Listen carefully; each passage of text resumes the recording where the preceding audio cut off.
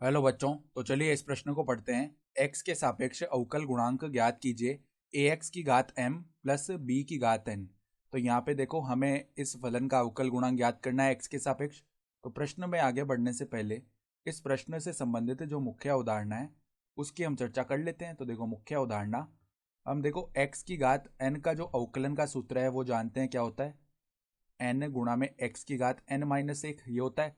साथ ही साथ देखो, कोई भी हमारे पास अचर है तो उसका अवकलन करते हैं हम, x के सापेक्ष क्या आता है, शून्य आता है। ठीक है, तो अब देखो, हमारे पास में जो फलन दिया हुआ है हम उसको एक बार y बोल लेते हैं। तो y बराबर ax की घात है m प्लस में b की घात है n। ठीक है, तो यहाँ पर अगर हम दोनों तरफ x के सापेक्ष अवकलन कर लें तो पहले देखो ax की घात m लिखा हुआ है, तो पहले तो इसका अवकलन x की घात n की तरह होगा, तो घात आगे आ गई और ax की घात एक कम हो जाएगी यानी m माइनस एक। अब देखो श्रृंखला नियम लगेगा और ये जो अंदर ax है जिसको हमने एक बार x बोल लिया था, इसका पुनः अवकलन होगा x के सापेक्ष। ठीक है, तो ax का पुनः अवकलन हो जाएगा।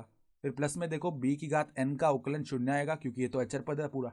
ठीक है, तो अब देखो यहाँ से m गुणा में ax की घात m माइनस एक, ये है।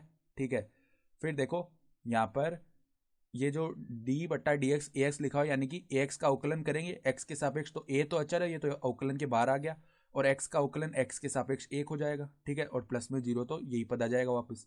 तो अब देखो इसको हम कैसे लिख सकते हैं, a m फिर ax की घात m माइनस एक है, इसका मतलब क्या है, ax की घात m बट्टा में ax ये लिखा हुआ है, तभी तो देखो आधार समान है तो घातें घट जाएंगी वापस से। ठीक है, तो यहाँ पर क्या हुआ, x से ये x नहीं, a से ये जो a है ये विभाजित हो जाएगा।